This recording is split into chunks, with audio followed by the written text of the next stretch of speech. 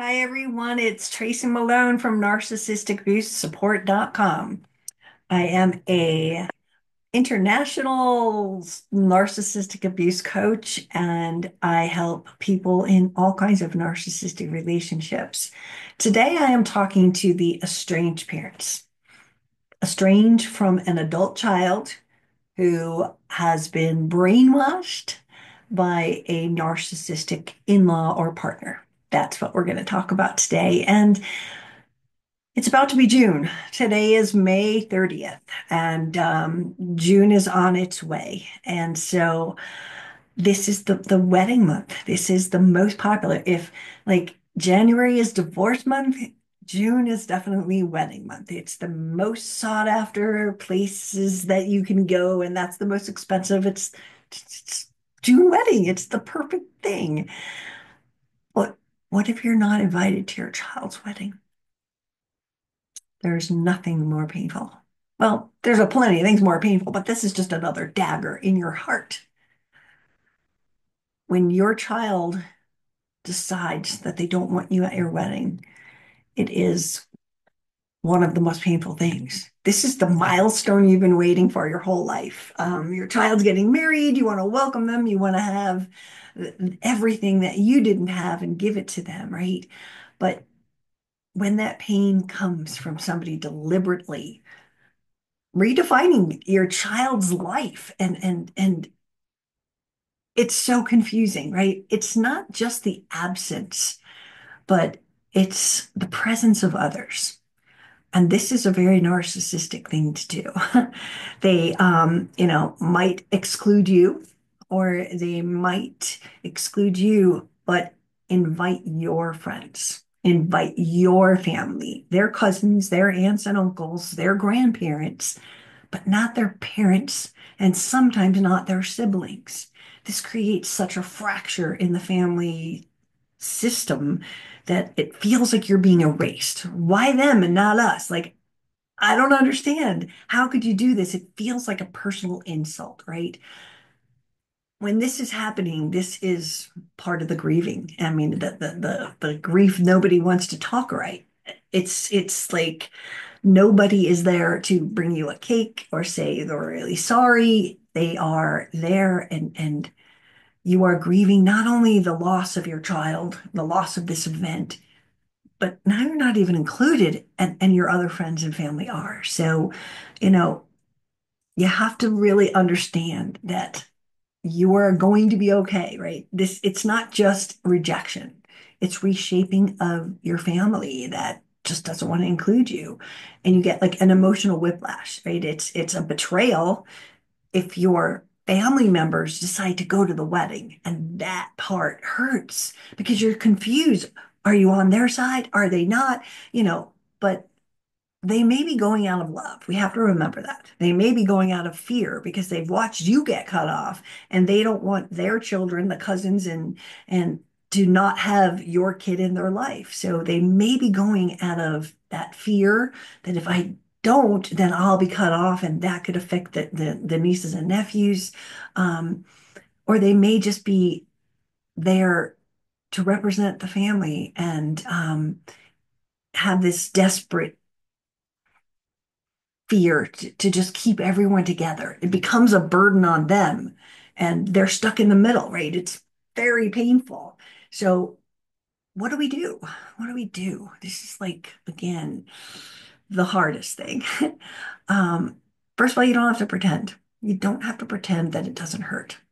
This is disenfranchised grief, which means it's not publicly acknowledged or supported and you're going to have a really crummy day. You're going to feel like they're going and I'm here.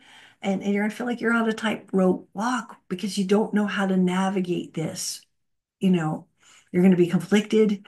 You're going to be upset with them. You're going to be hurt. But you have to really remember not to take it out on the other guests, right? They are trying to navigate this as much as you are, right? They're probably conflicted. They're definitely uncomfortable, and they're not even there yet. The stories I hear about weddings where the parents don't get to come are pretty heartbreaking because the rest of the family, it's weird. It's awkward. Nobody knows. Like when they do family pictures, is it just the in-law to be family and your family doesn't get there? Or do they even go one step further and put your family, your aunts and uncles and sisters and siblings into the pictures so that they're on the mantelpiece and you're not? Again, blow after blow of how could they do this, right? The most important thing is to decide what you're going to say to your family that is deciding to go. For one thing, they're going to support your child. As hard and painful as that, you can't demonize them for choosing this, right? But you have to set boundaries. If you don't want to hear anything about the wedding until you're ready, please say that. If you don't want to see pictures or you do, think about how it will feel to see your child in that wedding dress or in that tuxedo and you weren't there. It may give you peace to see them. I'm not saying it's not. It's you figuring out exactly what feels safe and how you have to protect yourself, right? You may want to see the pictures a month from now when you're stronger, but you have to brace for impact. That day is going to suck. A lot of people go and plan something else. They might go on vacation. They might just get out of Dodge, right? That's safe too. You need to do what takes care of you, but it should not just be sit home and wallow because that will make the day feel that much more horrible. If you can go out and do something and keep your mind off of it, it's not that you're ignoring it. You are literally coping to get through it. So when parents ask me, well, what shouldn't I do? Don't show up uninvited. If they have said you're not invited, I've had people, parents show up at a church instead of the reception. I just want to sit in the back row. I just want to see my daughter get married. And it doesn't end well. It becomes off such a betrayal. It ruins the entire wedding for them and could further the divide.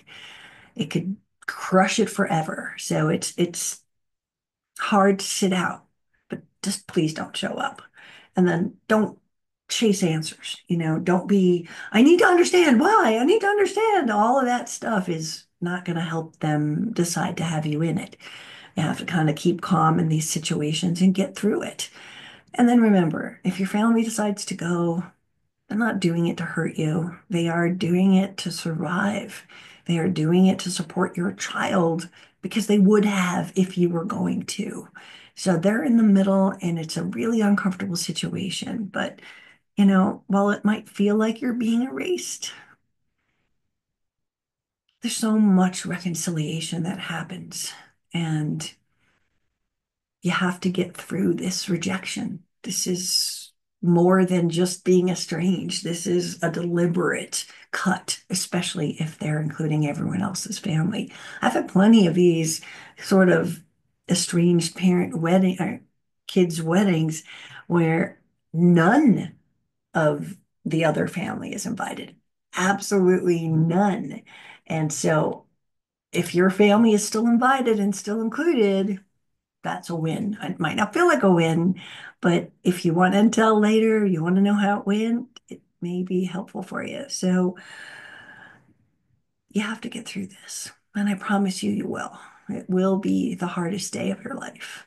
But if you stay home and you focus on this is the hardest day of my life, it will not make it any better. But trying to get out there, do something else, go to a movie, climb a mountain, do something that brings together people that you love. If your other children are not going to the wedding, celebrate with them and do a cheer and a toast to your child that you're not there to see, but at least you're honoring it in your heart and it will help you get through it. So this is Tracy Malone from Narcissist Abuse Support.